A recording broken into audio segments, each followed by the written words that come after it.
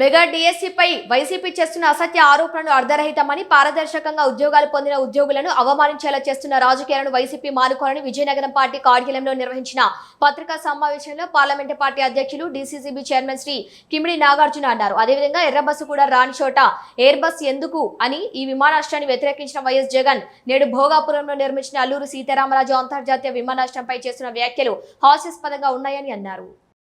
ఆరోపణలు చేస్తూ వాటి మీద నారా లోకేష్ గారు రాజీనామా చేస్తామని చెప్పడం అనేది చాలా హాస్యాస్పదం. ఎందుకంటే నేను ఇప్పుడు ఎక్స్ప్లెయిన్ చేశాను ప్రక్రియ అంతా. ఎగ్జామినేషన్ అనేది ఒక కంప్యూటర్ బేస్డ్ టెస్ట్ రాశారు. దాని ద్వారా వచ్చిన మార్క్స్ ఏంటి అనేవి మెరిట్ లిస్ట్ ద్వారా బయట పెట్టారు. దాని తర్వాత రూల్ ఆఫ్ రిజర్వేషన్ ఫాలో అవుతూ జాబ్స్ ఇవ్వడం అనేది జరిగింది. అంత ట్రాన్స్పరెంట్గా చేసిన ప్రక్రియ మీద వీళ్ళు మట్టి వేయాలని చూడడం మొదటి అంశం. విద్యాశాఖని నారా లోకేష్ గారు ఎంతో బాగా నడుపుతూ ఉన్నారు. ఈరోజు స్కూల్స్ అన్నీ కూడా, గవర్నమెంట్ స్కూల్స్ అన్నీ కూడా ప్రైవేట్ స్కూల్స్తో సమానంగా ముందుకెళ్తూ ఉన్నాయి. టీచర్లందరిలో కూడా ఒక మోటివేషన్, ఇన్స్పిరేషన్ అనేది తీసుకొచ్చి నారా లోకేష్ గారు మంచి రకంగా ఈ శాఖనంతటినీ కూడా ముందుకు నడుపుతూ ఉన్నారు. ఆయన మీద మట్టేస్తూ ప్రభుత్వానికి ఏదో అవుతుందని చెప్పేసి వీళ్ళు ఈ రకంగా మాట్లాడుతున్నారు. నేను ఇప్పుడు గుర్తు చేస్తూ ఉన్నా, బొత్స సత్యనారాయణ గారు ఇంతకుముందు విద్యాశాఖ మంత్రి కింద ఉన్నారు. ఆ రోజున నేను కంటిన్యూస్గా మాట్లాడాను. 4 లక్షల కిట్లు గవర్నమెంట్ స్కూల్ విద్యార్థులకు ఇచ్చిన 4 లక్షల కిట్లు అన్అకౌంటెడ్గా వెళ్ళిపోయాయి. ఒక్కొక్క కిట్టు 2,100 రూపాయి, అంటే సుమారు 120 కోట్లు.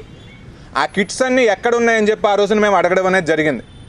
అదే రకంగా ఈయన విద్యాశాఖ మంత్రిగా ఉన్నప్పుడు 800 అక్రమ ట్రాన్స్ఫర్ల కోసం ఫైల్ మూవ్ అయింది అన్నమాట వాస్తవం కాదా?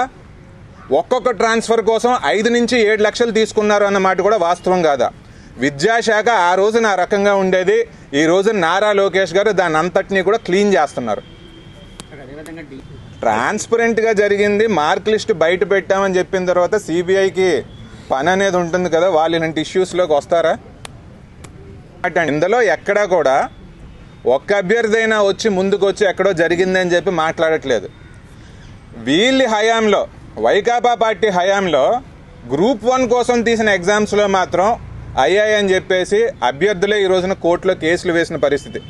ఎవరెవరికైతే అపాయింట్మెంట్స్ వచ్చాయో వాళ్ళందరి భవిష్యత్తు కూడా ఏం జరుగుద్దో అని తెలియని పరిస్థితి తప్ప ఇది ఇప్పుడు డిఎస్సిలో లేదని చెప్పి తెలియజేస్తున్నాం.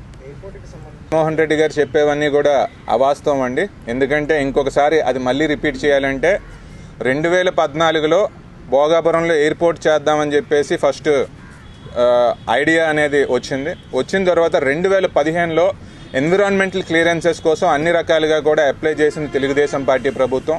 2017 వచ్చేసరికి ఇది త్వరితగతిన పూర్తవ్వాలి అంటే దీనికోసం ఒక స్పెషల్ పర్పస్ వెహికల్ అనేది పెట్టాలి అని చెప్పేసి ఆ రోజున నిర్ణయం తీసుకున్నది కూడా చంద్రబాబు నాయుడు గారు, టీడీపీ ప్రభుత్వం అని చెప్పేసి ఈ సందర్భంగా నేను తెలియజేస్తున్నాను. అదంతా మరి అడ్మినిస్ట్రేటివ్గా ఇంకా ఫైనల్గా ఒక విషయం అండి. వైకాపా ఒక అంశానికి అయితే ఫిక్స్ అవ్వాలి. ఆ అంశం ఏంటంటే మొన్నటి వరకు ఎర్ర బస్సు కూడా వెళ్ళని ఎయిర్పోర్ట్ అదని చెప్పి అన్నారు. ఈ రోజున క్రెడిట్ మాది అంటున్నారు. రెండిట్లో ఏదో ఒక దానికి ఫిక్స్ అవ్వండి.